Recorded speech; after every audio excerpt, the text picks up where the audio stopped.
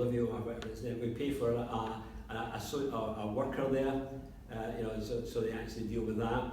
And we've done a few things, but they have a school there, so we've built a new classroom and a kitchen, etc. So more things like that. That's a bigger, that isn't a fully owned one from Positive Steps. It's more one that we actually support. But we've done goats with them, they buy a goat, they give it to someone else, so we've given them funds for that. And we've done beekeeping as well, which again is something that you actually do with it. They're not directly supporting them.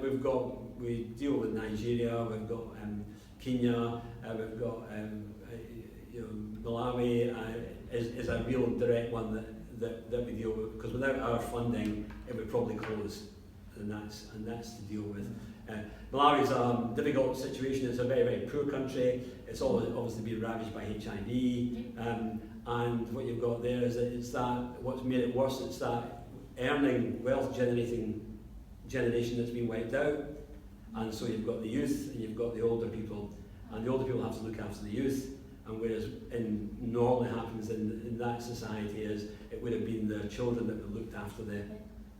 So we have 2 nursery schools where we give them preschool education and we feed them for the day, and that's probably the main meal for the day as well. And we have some older work that we do with older people. And life skills, we have education programs, so with tinsmithing and things like that. So they make little buckets and we give them money to start seed funding again to start off their own businesses that they've got. How did your international projects come about? We started off by, we very much, a few years ago, probably about 20 years ago, we were turned around. We had an education programme. We went into all Scottish schools and did education on health, sexual health, HIV, etc. And we also did our support. Our education side was very, very big at that time. And obviously what we did was we did a lot of conferences. We did conferences in Africa and conferences in India. And what we would find is that people would come up to us. An example would be Reverend Timothy in PTS in India. We did a conference in India, it must be 15, 20 years ago, and this little man came up, and he's so humble and slim, he's unbelievable, and he just sort of came up and said that, I wonder if you could help me. And we said, well, yeah, what does he want? He says, I want to work in the red light districts. I went, pardon? It's India. Nobody works in the red light districts. Yeah. He said, yeah, well, I'm the son of a sex worker. I was brought up by Baptist missionaries. I'm now a minister in the Church of South India, and I want to work with them. I said, well, go to your church. And said, well, they won't do it. They don't want me working there. It's deal with untouchables, like that. So he said, okay. So I said, right, obviously, so how much you need? And what do you intend to do? And we started off with doing that with them, and then he came back to us and said, what are we going to do with all these children? And it was like, what children? He said, well, there's all these orphans and these other children. The women keep giving me the children. So take them away.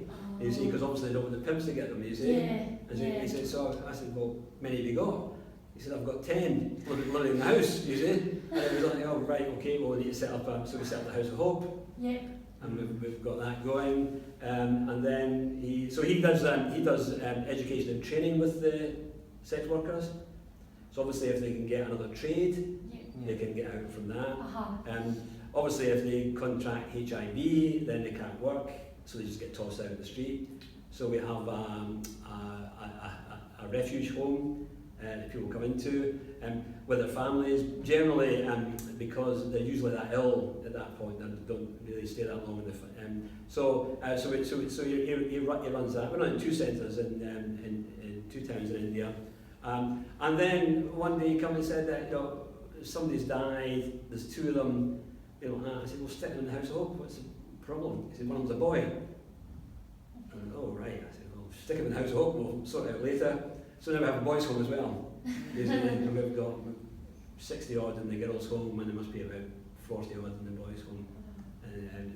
So he's a very, a sort of simple man, but he's amazing character, and it's very much from that people just come up to you and they've got an idea, they've got a mission, they've got something they want to do it, and that's what you're actually looking for. And the difficulty with a lot of these is that when he goes, then who's going to carry on? That's what I was at the end of the last time really was saying, is that where's your succession planning here? What's going to happen? Did you get hit by a bus tomorrow or anything like that? Yeah. And what's actually going to happen with all that? So it's very much for that. So it wasn't there technically to go and see what was happening. It was more to look at some planning and what we can actually do with him. But he's just a character. He came to me. Well, the reason why we went into it as well was to open his church up. He said, I want to open a church up, and I said, well. How are you going to get a building? He said, well, I've got a building. I said, where is it? He said, it was in the red light district. I said, well, what building is the red light district? He said, no, I've got one. He said, well, if you've got the funding, we can do it, blah, blah. So he bought the brothel. Okay, and changed it. And changed it to church. He's just one of these guys. He just, And so does he help you run that side in India for you? He does it completely. Yes. He does it completely. His daughter's a doctor. Uh-huh. Savata's a doctor, and so she helps him for that. So she does the medical side. His wife's a doctor as well. And what happens is that in Miraj is where they're actually based. It's Desert Donkeys and Doctors. There's a big, huge Christian hospital there, wellness hospital there. And he's the chaplain for that hospital as well. And so then he does a lot of work there. So we do have a couple of schools there. We have 2 centres that do training. We've got the 2 homes. We've got the leper colony. We've got about 8 projects he's actually got that actually works in there. So he deals with all himself. He's a very intelligent man. Yeah. But it is quite a lot, and it's really looking forward to see what would happen when he went. And we've got the same problem here, because I'm obviously now thinking, well, I've been doing it for 15 years or so, and it's sometimes good to get a new change of hands, get a new direction on that, and it's trying to get the right person to actually look at that. Has a big role to do. Do you plan on visiting Brazil or Malawi, to expand or start new projects? As I've just mentioned in India, one of the reasons I was in Malawi more recently was that the founder of that project died.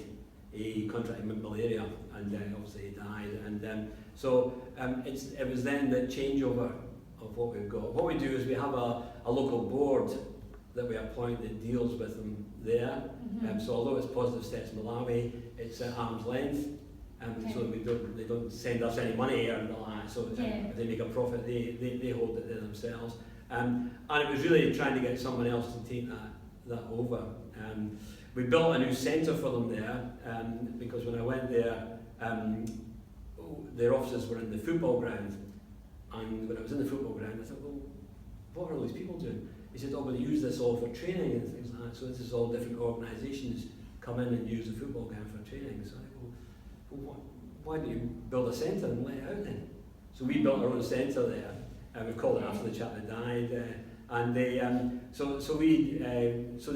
some income from that, by letting out and doing training, other things within that. So it might be the situation where we might look at Malawi and say, is there any more we can actually do there? And that's what you've got to sometimes do, is sometimes take some tougher decisions on projects when they may have run their course.